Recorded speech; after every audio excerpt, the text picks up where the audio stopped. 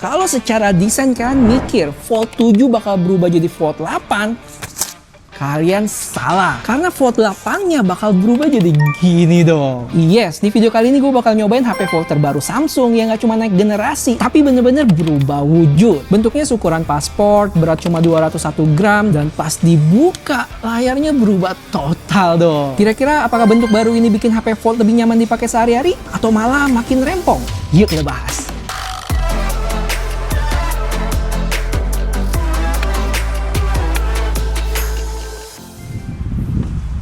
BTW di video ini gue bakal lebih banyak ngomongin form factor HP ini ya yang serius unik banget. Dalam posisi kelipat gini, ukurannya malah bisa dibilang mirip kayak pasport nggak sih? Atau kayaknya pasport lebih gedean dikit dia. BTW buat yang nanya, gue warga negara apa? Ini ya jawabannya. Dan saat kita masukin ke kantong gini, nggak nongol sama sekali dong, gile. Positifnya punya bentuk gini tuh dipakai buat ngetik enak banget, lega. Nggak harus sempit-sempitan kayak di Fold 7. Walaupun di sisi lain secara navigasi jelas Fold 7 lebih leluasa ngejangkau ujung pakai satu tangan. Sedangkan di Fold 8 ini jauh lebih lebar dia. Tapi ya kalau ngejangkau bagian aras Fold 8 lebih enak sih, karena dia kan bantet. Beda sama Fold 7 yang memanjang. Jadi buat ngetik enak Fold 8, menjangkau ke samping Fold 7, menjangkau ke atas Fold 8. Jadi 2-1 lah skornya. Secara berat juga ini nilai plus banget. Samsung ngeklaim ini foldable teringan yang pernah ada, yaitu di 201 gram. Sebagai konteks, gue kasih lihat tabel berat beberapa HP nih. Entah kenapa gue cukup antusias sih pas pertama kali lihat HP ini. Habis dia kasih warna baru di dunia HP lipat. Dan bahkan bisa jadi trendsetter mungkin? Di ini gimana menurut lu nih? Ini yang white? Iya, yang baru nih? Oh enteng juga ya. Ini kan ini Fold 7 gua. Oh iya. Berasa ya? Berasa. Oh ininya kayaknya diganti pak. Lebih gampang. Sudut bukanya. Lihat gimana nih? Imut banget kayak itu nggak sih MacBook yang ada spiralnya itu kok? Iya. Ingat nggak kan sama kayaknya Pi punya kayak Mirip lah ya. mirip Anjir, panas banget. Pindah ke dalam dulu yuk.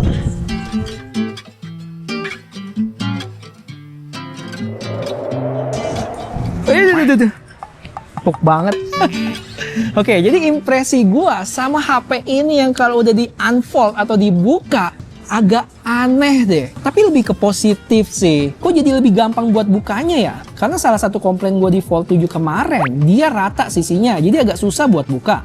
Sedangkan Fold 8 ini kayak ada celah lebih besar dibanding Fold 7, jadi nyangkut nih di jari kita. Habis itu hinge-nya solid, sudutnya lumayan fleksibel ya, jarak segini masih nahan tuh dia. Sementara buat crease-nya tipis-tipis masih kelihatan, nggak yang bener-bener mulus. Kayaknya masih sama sih kayak Fold 7 kemarin. Pas dibuka gini, dia jadi mini tablet dengan ukuran layar 7,6 inch yang punya aspek rasio 16:10. Dan buat gua, kayaknya lebih berwarna aja gitu. Maksudnya kalau mau entertainment bisa dipegang landscape, sedangkan kalau mau scroll sosmed bisa pegang vertikal. Ngetik pun lebih enak sih, nggak kejauhan dibanding mode landscape. Jadi udah kayak HP versi gedenya aja. Beda sama Fold yang sebelumnya itu punya rasio 6:5. Jadi mau orientasi gimana agak mirip. Dan kalian perhatiin deh, waktu lagi nonton gini, bar itemnya lebih minim di Fold 8 ya. Beda kalau dibandingin sama Fold 7. Kalau mau scroll IG juga tinggal pindah posisi aja jadi portrait. Lebih puas nge-brain rotnya. Belum lagi multitasking, udah kayak buku kanan kiri gitu nggak sih? Ini sih keren.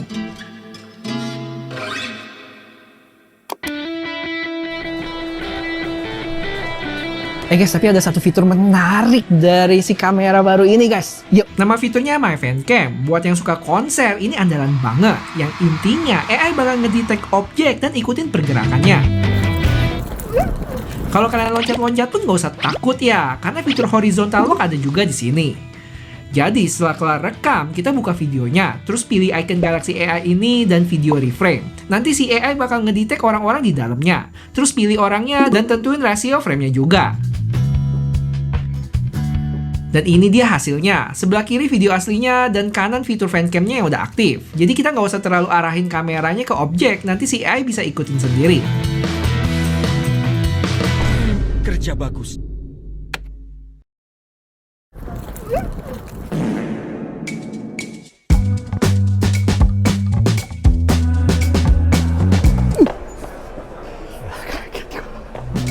Lanjut kita ke spesifikasi. Yang lengkapnya kan langsung lihat aja di layar ya. Yang jelas untuk layar depannya itu dia punya ukuran 5,5 inch. Dan kalau dibuka itu 7,6 inch. Pakai chipset Snapdragon 8 Elite Gen 5. Dan yang wadidaw, dengan ukuran sekecil dan seimut ini, dia punya baterai dengan kapasitas 4800 mAh loh.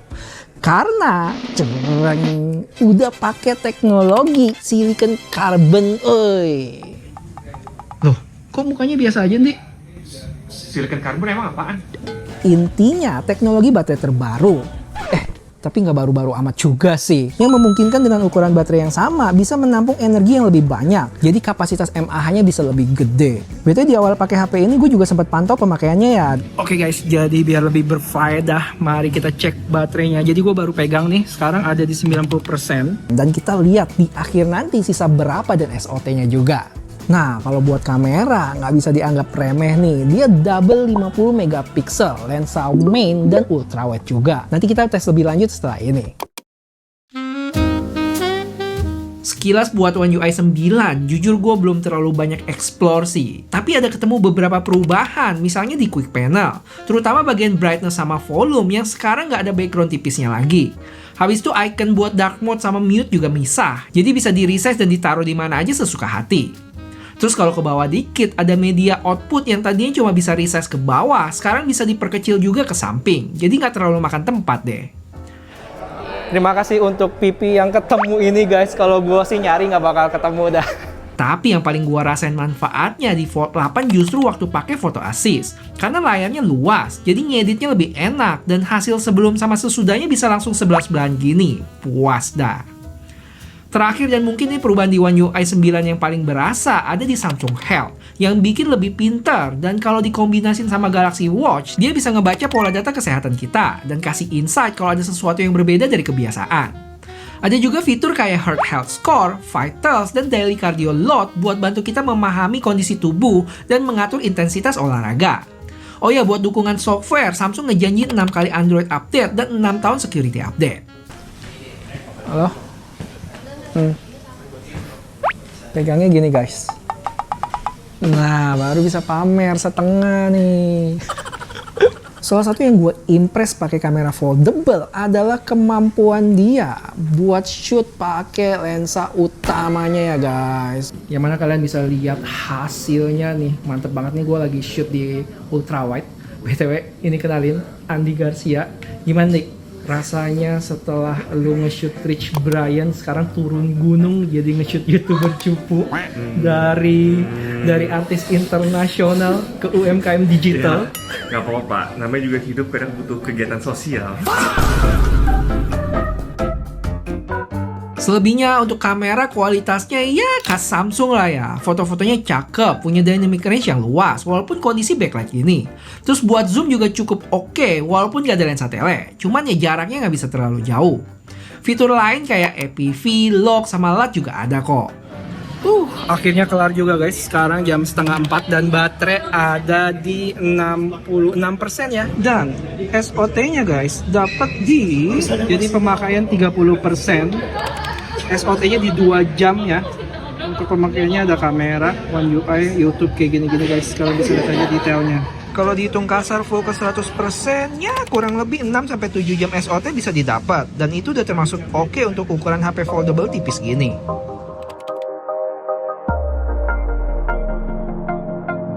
Cek. Oke guys, jadi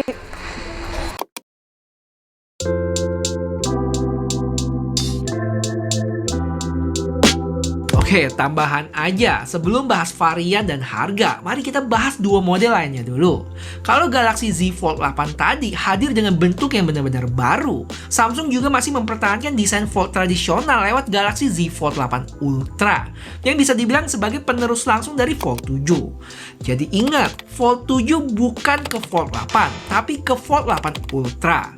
Dan sesuai nama ultranya, beberapa spesifikasinya juga dibuat rata kanan untuk productivity. Chipsetnya pakai Snapdragon 8 Elite Gen 5 for Galaxy. Kapasitas baterainya naik jadi 5000 mAh dan sekarang mendukung 45 watt fast charging. Kameranya juga lebih lengkap, ultra wide-nya naik dari 12 jadi 50 megapiksel, ditemani kamera utama 200 megapiksel dan telefotonya 10 megapiksel. Menariknya, walaupun spesifikasinya naik, bodinya masih bisa dibuat sedikit lebih tipis loh, dari 4,2 ke 4,1 mili. Salah satu alasannya karena Fold 8 Ultra ini juga pakai teknologi baterai silicon carbon. Jadi kalau Fold 8 lebih menawarkan form factor baru yang compact, Fold 8 Ultra ini lebih cocok buat kalian yang masih suka bentuk Fold sebelumnya, tapi pengen spesifikasi yang paling mantap. Sementara buat Galaxy Z Flip 8, perubahannya emang nggak kayak Fold 8. Bezel cover screen-nya dibuat lebih tipis, bodinya turun dari 6,4 menjadi 6,1 mili, dan bobotnya juga lebih ringan dari 186 gram menjadi 180. Kalau buat performa, sekarang dia pakai Exynos 2600, chipset yang sama kayak Galaxy S26 dan S26 Plus. Overall, line up foldable Samsung kali ini jadi lebih menarik ya. Karena sekarang tiap model punya karakternya sendiri yang makin jelas. Galaxy Z Flip 8 masih jadi pilihan buat kalian yang mengutamakan HP compact dan lifestyle. Sedangkan Fold 8 Ultra cocok buat yang pengen pengalaman fold paling maksimal, terutama buat productivity. Mulai dari layar besar, kamera yang lebih lengkap, sampai spesifikasi yang lebih dimentokin. Sementara Galaxy Z Fold 8 yang baru ini posisinya ada di tengah-tengah. Dia masih bisa berubah jadi mini tablet yang lebih fleksibel buat scroll, nonton, sampai multitasking. Tapi waktu dilipat, bentuknya jauh lebih compact masuk kantong. Cocok buat yang pengen cobain HP foldable dengan ukuran yang pas. Walaupun jelas masih ada komprominya ya, layarnya yang lebih lebar bikin pemakaian satu tangan nggak seleluasa Fold 7. Kameranya belum selengkap Fold 8 Ultra, dan buat pengguna S Pen juga masih harus gigit jari karena ketiga HP ini belum mendukung S Pen. Tapi berita baiknya, ketiganya sekarang udah menggunakan teknologi silicon carbon battery. Ya mudah-mudahan teknologi ini segera ditularin ke seri Galaxy S Ultra berikutnya. Buat harga, siap-siap tarik napas dulu. Galaxy Z Flip 8 dijual mulai dari 20 juta, Z Fold 8 28,5 juta, sedangkan Galaxy Z Fold 8 Ultra 32,5 juta. Untuk detail pilihan storage dan warnanya, langsung kalian lihat aja di layar ya. Emang masih mahal banget, tapi untungnya sedikit terobati karena ada beberapa promo. Salah satunya free memory upgrade dari 256 ke 512 GB. Gue sendiri masih penasaran sama Z Fold 8 sih. Apakah bentuk barunya ini bakal tetap terasa nyaman setelah dipakai lama? Jadi, komen aja apa yang pengen kalian minta gue tes lebih lanjut ya guys. Dan jangan lupa subscribe supaya nggak ketinggalan update selanjutnya. Thank you dan sampai ketemu di video selanjutnya. Bye-bye!